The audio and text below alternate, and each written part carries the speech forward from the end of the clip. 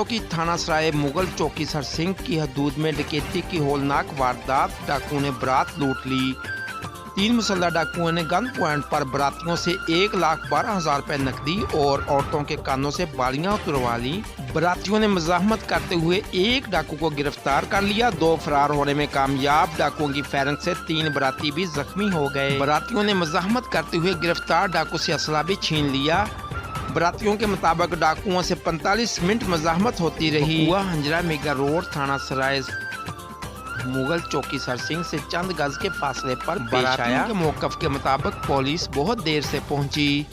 Report Imran Anwar, A to Z news, पत्तोगी। अपनी परी दे विच जिथे 45 मिनट लड़े सी इन्हां ने 45 मिनट